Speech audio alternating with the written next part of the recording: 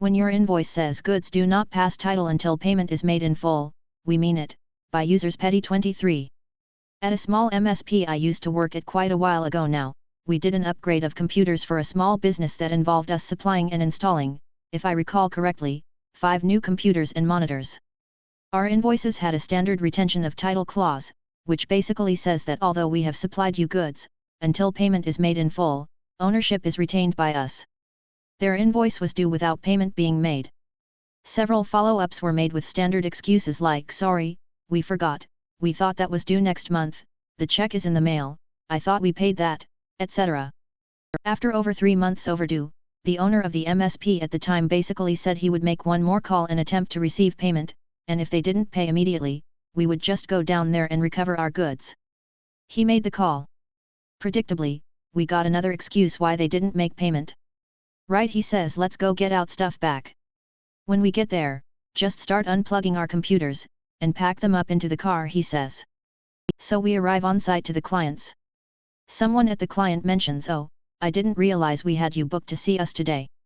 You don't, says my boss. As instructed, we just start recovering our equipment. And by recover, I mean just unplugging from power, and removing it from their office with no regards to what they were currently working on at the time, shutting down the computers properly, allowing them a chance to save their work, etc. What are you guys doing? One of the staff of the client asked. My boss responds, you guys are over 3 months overdue on your invoice.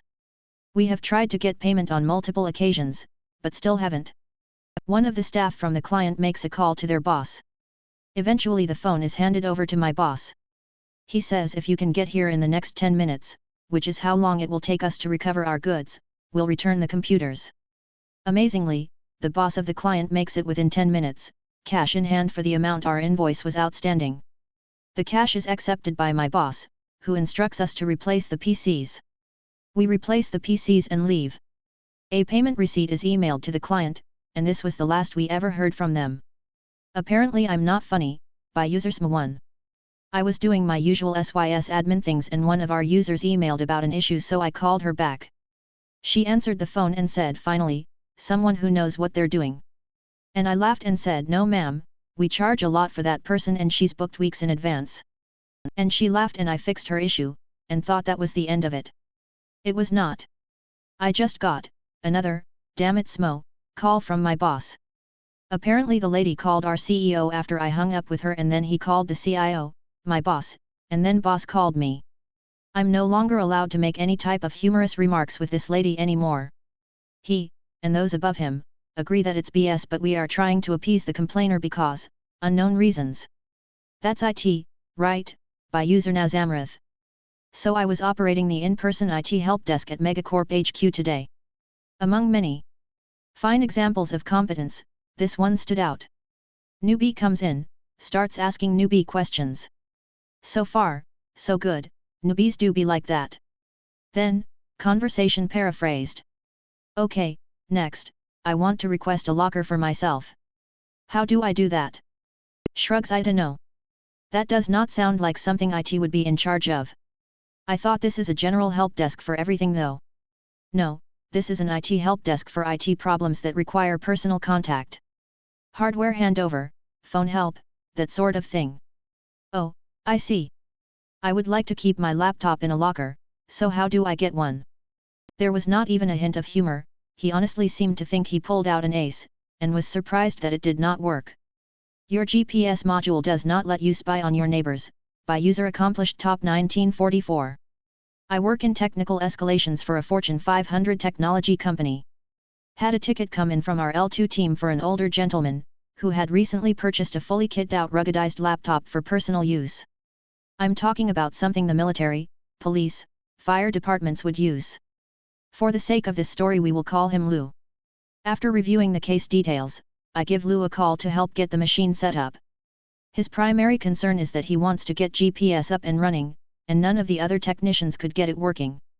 This laptop comes fitted with both a WWAN module and dedicated GPS module, so I configured the GNSS drivers, set the correct baud rate, and explained that if Lou wanted to use the dedicated GPS module, it would require line of sight. So he would either need get close to a window or step outside to establish connection. I go through the steps of testing in PuTTY and confirming we are getting a good data stream, then validate that everything is working as expected by checking the native software specific to the GPS. We can see a fix in the satellites, and lat/long data is populating correctly.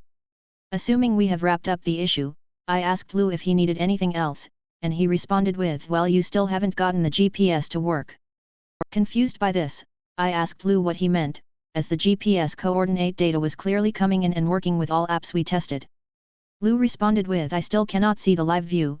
The whole reason I bought this computer was so I could see a live satellite view of my neighborhood and keep watch." Now I understood. Lou has purchased a $6,000 specialized laptop, expecting that he would have some clandestine spy capability to keep overwatch on his neighborhood. I then had the unfortunate task of crushing an old man's dreams of having the most advanced neighborhood watch in North America. TLDR, Grandpa thought that having a GPS module meant he could utilize satellites to keep watch over his neighborhood in real time. That's not our login screen, by user Ray Photography. This is going to be a rather short-ish one.